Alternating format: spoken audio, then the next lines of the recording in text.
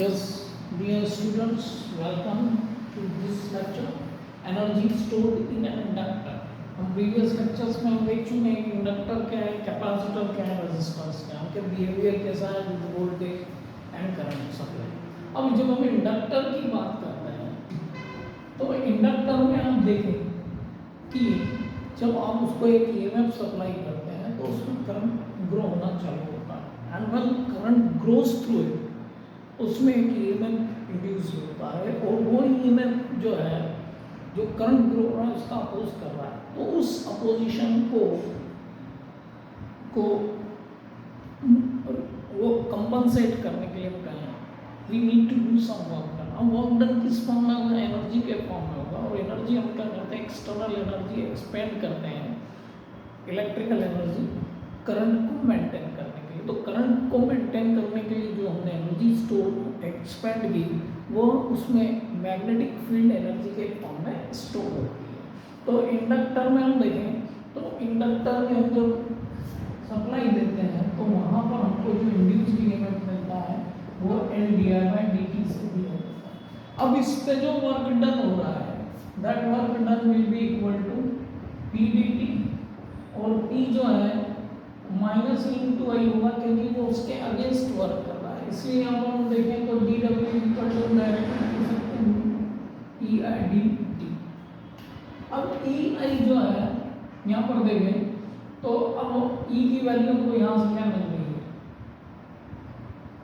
We can substitute, तो ये plus का हो गया L I D I by D T और ये डी टी। तो फाइनली जो वर्क डन मिल रहा है वो हमको एल आई डी आई हो गया which is equal to work done. अब टोटल वर्क डन कैलकुलेट करना है। मैक्सिमम वैल्यू करंट की आपकी 0 टू आई पे हो जाएगी आपकी। तो work done, total work done जो होगा that will be given by L constant है आई स्क्वायर अपॉन 2 प्लस कांस्टेंट होता है इंटीग्रेशन में, अभी उसका कोई यूज नहीं। तो यहाँ जो वर्क डन मिल रहा है वो that will be in the form of energy. तो हम कह सकते हैं कि यू जो मिल रहा है हमको हाफ एल आई स्क्वायर मिल रहा है। ये जो एनर्जी स्टोर हो रही है कैपेसिटर में ये इस फॉर्म में स्टोर हो रही है that will be given by 1/2 L I square.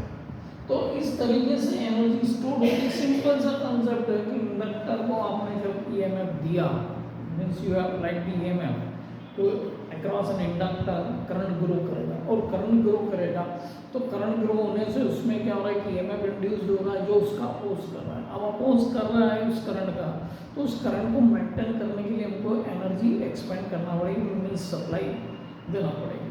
तो जो एनर्जी हम एक्सपेंड करेंगे that will be the electrical energy के फॉर्म में। उस इलेक्ट्रिकल एनर्जी को इंडक्टर जो है मैग्नेटिक फील्ड के फॉर्म में स्टोर कर रहा है, मीन्स मैग्नेटिक फील्ड एनर्जी के फॉर्म में स्टोर कर रहा है। तो इस तरीके से वहाँ जो एनर्जी स्टोर हो रही है उसको कैलकुलेट करने के लिए हमने देखा कि हमको क्या रिलेशन बनता है। U is equal to half L I square. L is the inductance, the value of inductance, ऐसा यूनिट है इंडक्टेंस की henry, current we know I square. इस तरीके से हम एनर्जी जो है स्टोर हो रही है कैपेसिटर इंडक्टर में उसको हम कैलकुलेट कर सकते हैं, ठीक है। तो इस तरीके से हमने एनर्जी स्टोर्ड इन इंडक्टर देखा। Now we will take the next lecture in which we will describe about the average power associated with an inductor. So be tuned with us, join us, subscribe our channel so that you will get more videos on the physics as well as other subject also. So join us.